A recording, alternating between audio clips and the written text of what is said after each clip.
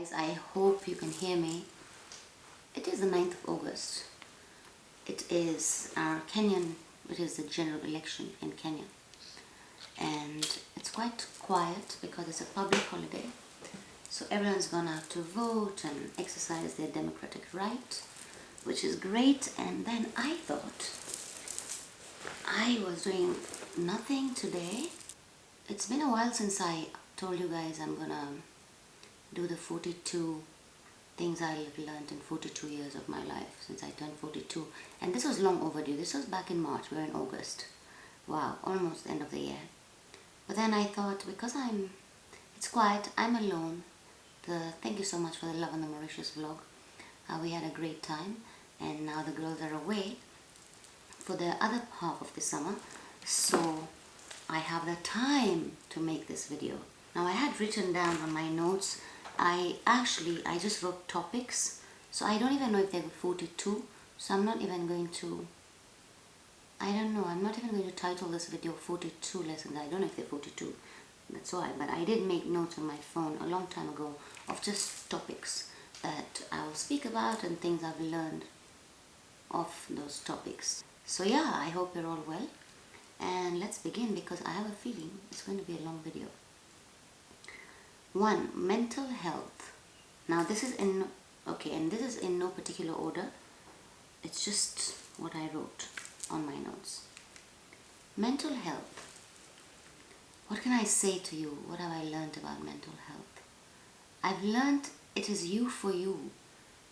If you are feeling low, if you know there is a problem, you're not feeling like yourself, because I know it's how it started with me. When anxiety started, when I just couldn't imagine just picking or dropping a child from school, it became so, in my head, such a big problem. My hands started sweating. Just, I would say, if you feel you're not feeling well, emotionally, mentally, mental health is, I think, the biggest thing I speak about, I am for, because I'm still battling mental health issues myself.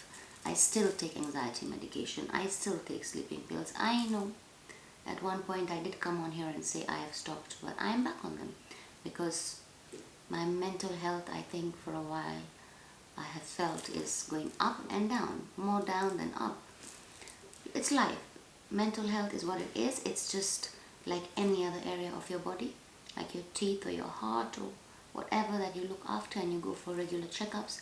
Then I have learned that it is most important not to ignore this at all and help yourself by going to see a psychiatrist, a psychologist. Seek help from friends, from family. Please do not let, this is hard, do not let this consume you, take over your life, make you feel terrible and not worthwhile. Please seek help. It's just not worth it. Seek help because you matter. You matter. Gratitude. What can I say about gratitude, guys? I have learned that the single most important thing in life, no matter what the situation, just start your day or end it by being grateful. I know that people think that, you can say you're grateful because you have everything. I know people think like that, but you have everything because you are grateful. So one thing I have done and made it a spiritual practice, it has got nothing to do with religion, is being grateful. Being grateful, like even right now, if you just close your eyes for 5 seconds with me and take a deep breath and exhale and say thank you.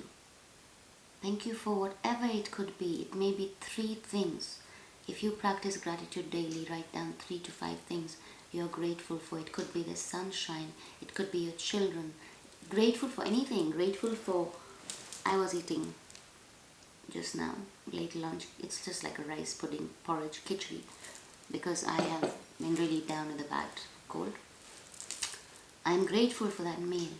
I think the best thing I have learned and I should have learned sooner, was to be grateful and practice the attitude of gratitude every single day. Society.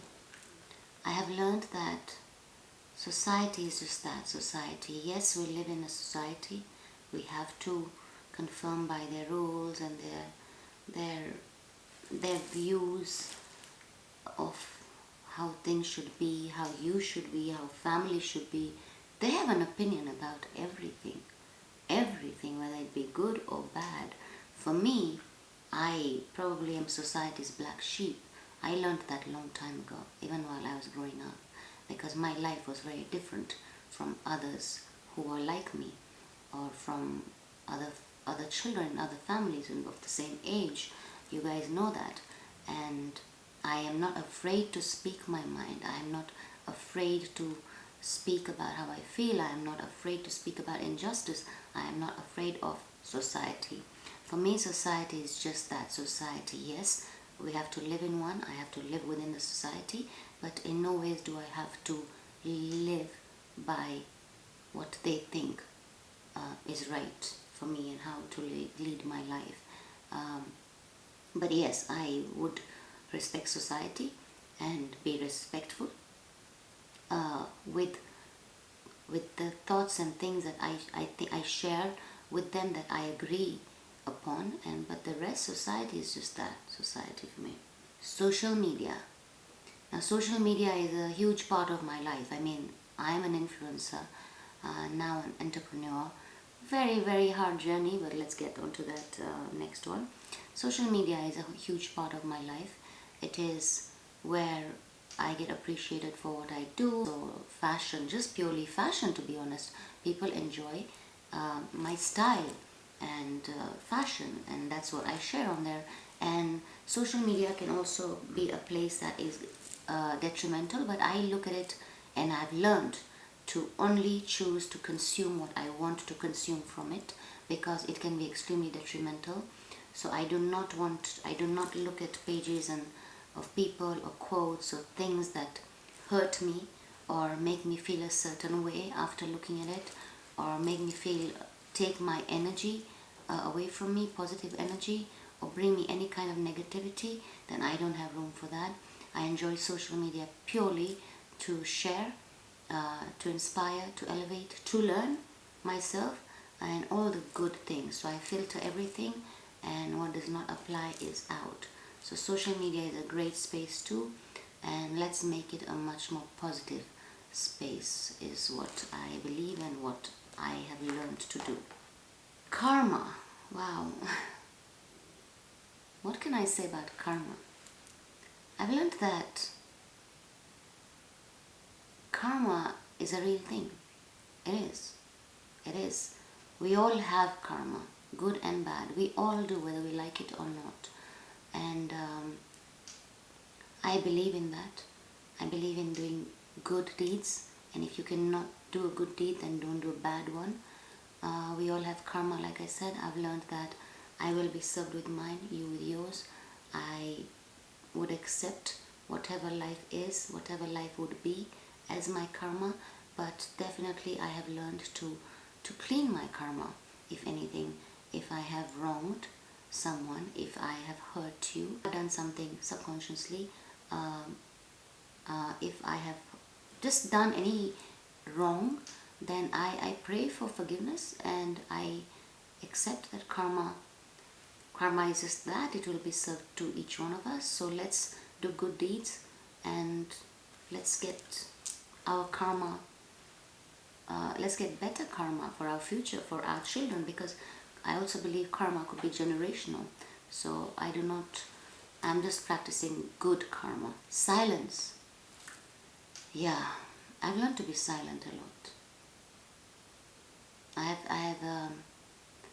I have become quiet. Quiet within.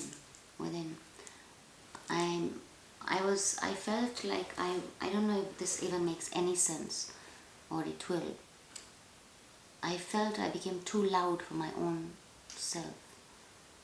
I didn't want to hear myself or anyone else for that matter, or I don't know where this is coming from, but I I learned that I want silence, I want peace. That's what it is.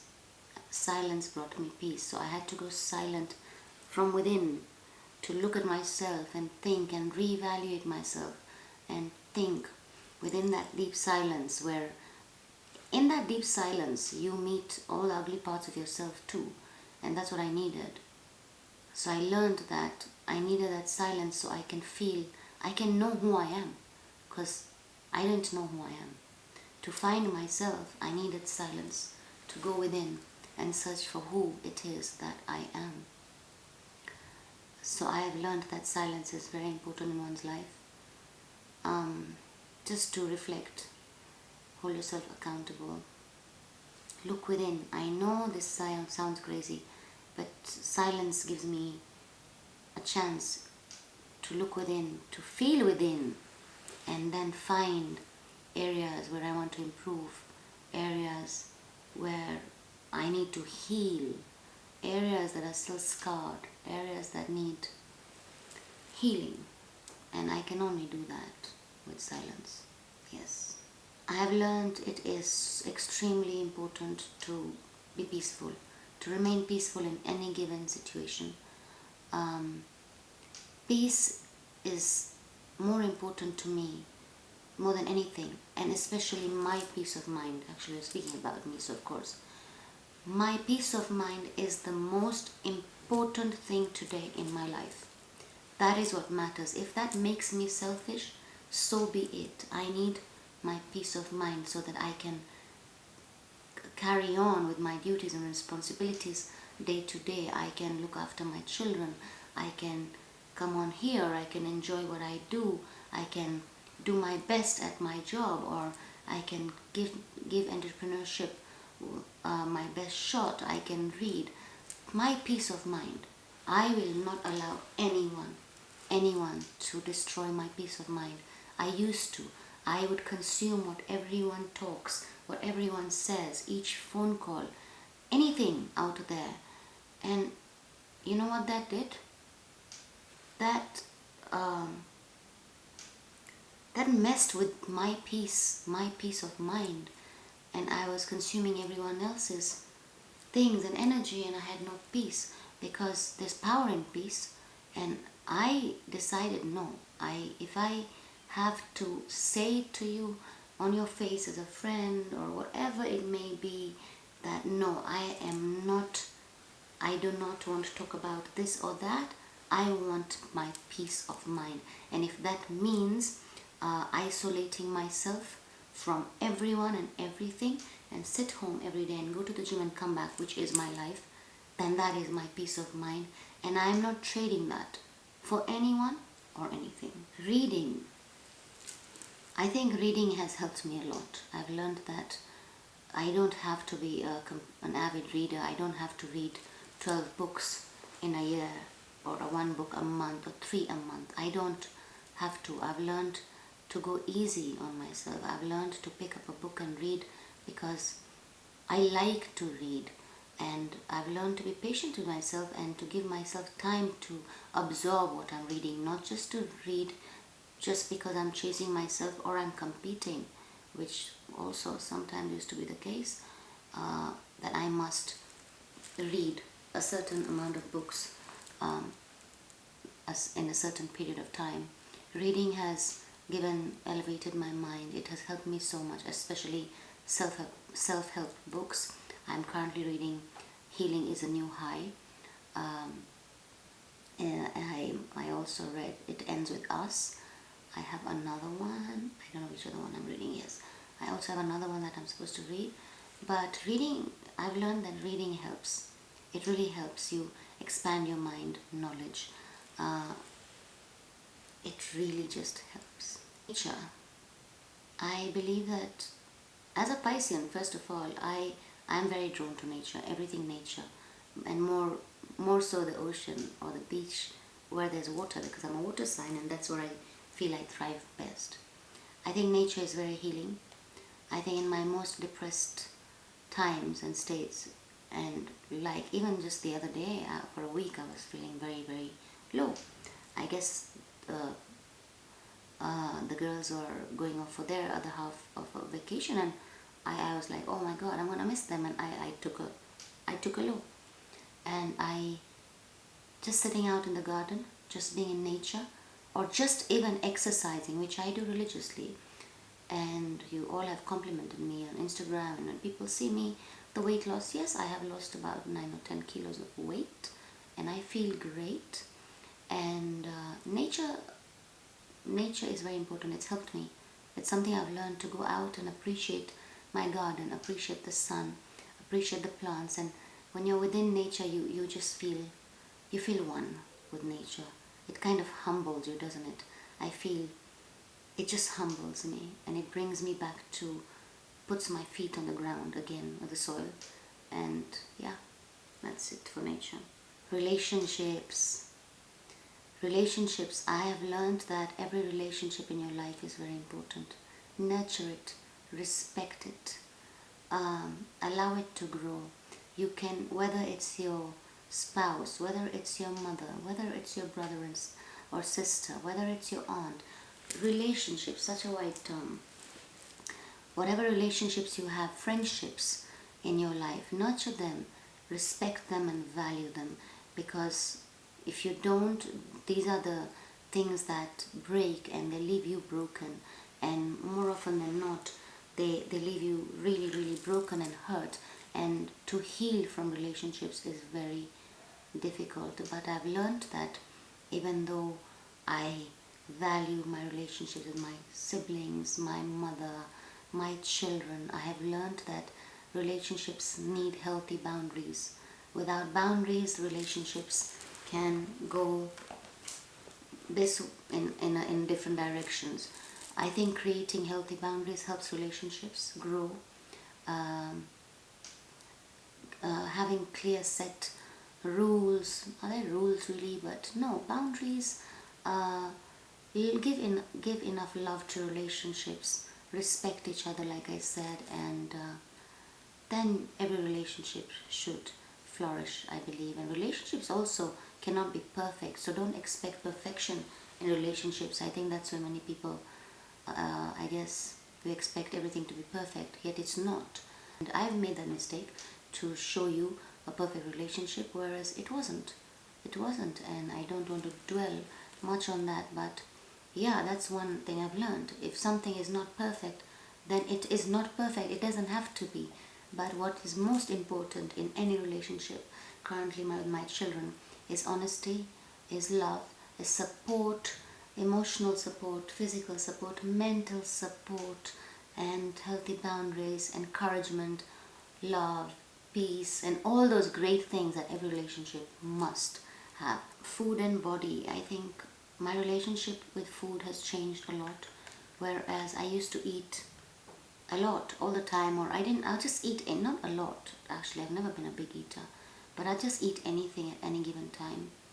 Now my relationship with food has changed, and I've learned that food is to be eaten to nurture you from the inside. Good, everything good you put into your body, it will give you back on the outside.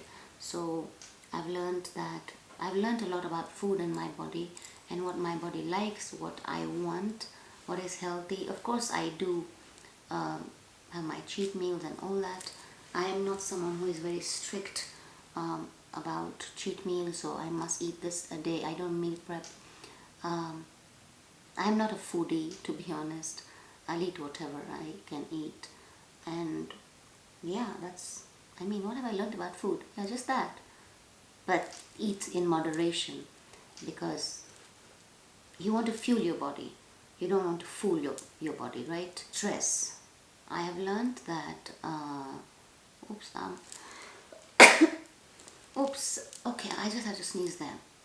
Next is stress. I have learned that in my life, and I wish I had learned this sooner too. Anything stressful in my life, let's just call it stress. I have learned that to deal with stress, whereas before I would, if something's bothering me, and there are many things in life, because I have children, I have a sick mom, I have responsibilities, there's so much. I have my own career, but if there's anything stressful in my life, I have learned that to not ever repeat what I used to do and stress about something the whole day or the whole week and just stress about that one thing continuously. There could be various things, okay? So whatever it is that you're stressing about, I've learned that I am going to give stress only an hour in a day. 1 hour in my day. It could be anything. It could be stress about one of my kids. It could be stress about my work. It could be stress about illness. It could be any issues that I may have. I am only allowing myself 1 hour a day to stress about it, to think about it, to find a solution and leave it there. And then I'm not going to carry it the whole day and ruin my whole day with that stress, and that I'm not going to carry it the whole day and let that stress affect my whole day, my productivity for the day. And yeah, 1 hour a day only is what I'm giving any kind of issues in my life, to say, okay, we have an issue here, I'm going to deal with this, like this, like this. Or if I can't deal with it, I cannot right now, but it cannot affect the rest of my day. So that is closed, timer off. We'll think about this tomorrow in the allocated hour for that stress, right? Failure. I think failure, we all fail. I have been called a failure. I have been told I will fail. I have not taken that well, honestly. And the worst thing is that I've learned that it's been told to me by my own. Maybe in anger, maybe, I don't know in what sense, but I have been told that, yes, in the past. And that failure, that word, and that stuck with me and it hurt me. It still does. But I've learned that it is not anyone's job to tell me who I am, whether I am going to fail or I'm a failure or not. It is my job to make sure that even when I fail and they say we said you'd fail, or they call me failure, then even then, and I know I have failed, I know that I have it in me to get up again and again and again and try again until I am no longer a failure to myself. It does not matter, I have learned, what you think of me, or if you think of me as a failure or anyone else. What matters is what I think of me, and I am not a failure. You may say I have failed in some way, some places or some given areas of life, but we all have. We all have. We are not perfect, and I do not believe I have failed anywhere. If anything, I believe if I have failed myself in many ways. I have failed myself by not doing the right thing, by not standing up for myself, by taking so much, and not saying a word. Those times I failed myself, but I am not a failure. That doesn't make me one. And that's what I've learned, that I do not give anyone the power to call me a failure. Let's talk about death. This is so... it's inevitable. None of us are going to live forever. And death is such a thing that it doesn't even choose. It doesn't choose like COVID recently. It doesn't choose poor and rich. Do you know one thing I learned about death is that when my father and brother passed away, is that it's going to happen. It's going to happen. It's going to leave us empty, betrayed and shattered. But it also taught me that value people when they're still alive. Your parents, your loved ones. Imagine your parents. Value people when they're still alive. Your parents, your loved ones.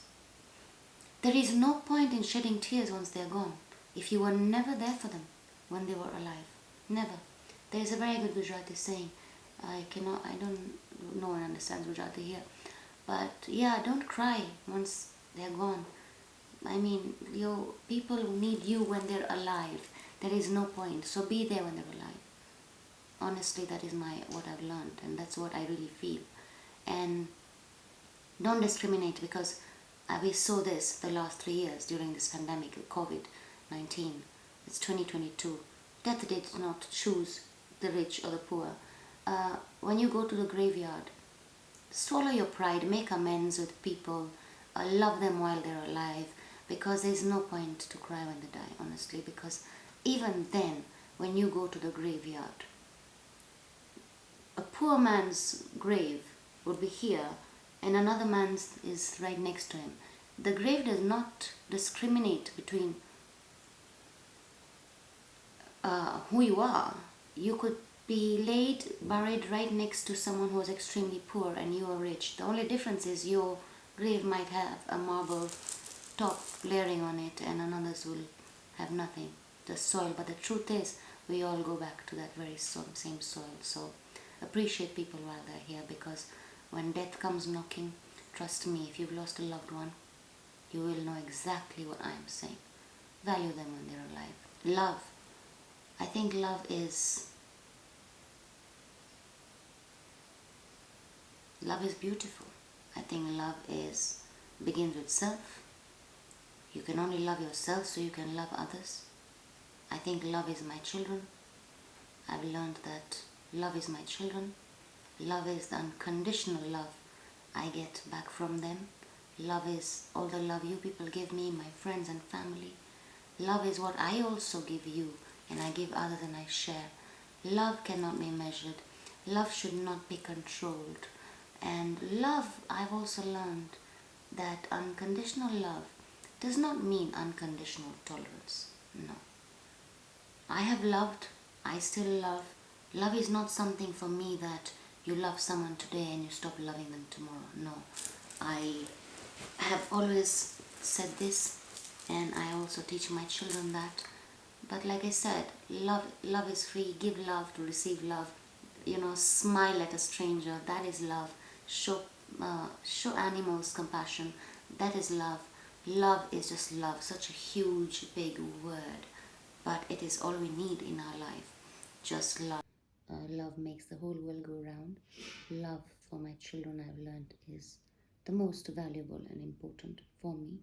Love for my family and my children. I've learned that I have no love to give anymore to anybody apart from myself first, because I think what I've learned is that I needed it the most.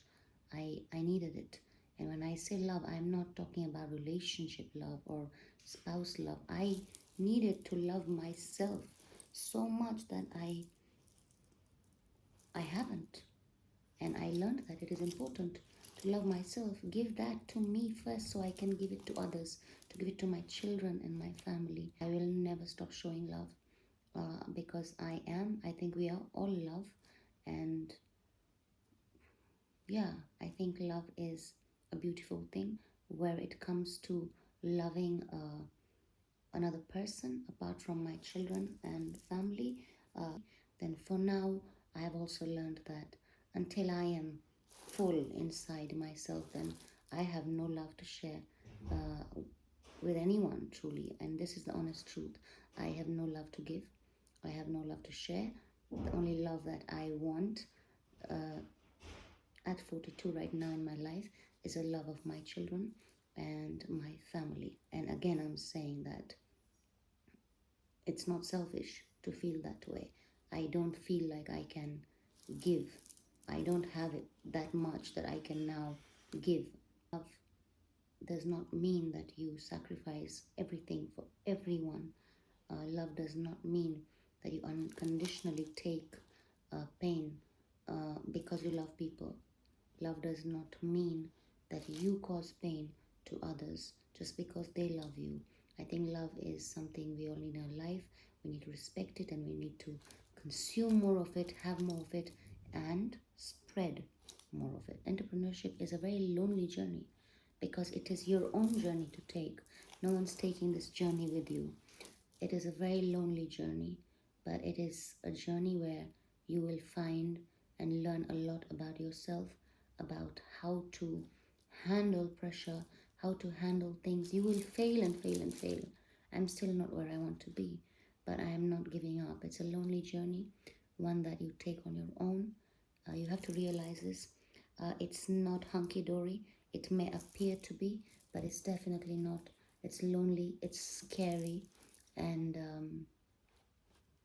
I've learned to give it my best shot and to not give up. I have a feeling that I love shoes and I want to make shoes, and no matter what it takes, no matter what it takes, no matter how lonely and scary it is, because you're on your own. And no matter how much fearful it is to fail, to not achieve what someone else has, it is your own personal journey. And it's one that you walk on with a lot of conviction, a lot of faith in yourself. And every day, if you must give yourself a pep talk to get up and get going again and not failing at it, then so be it.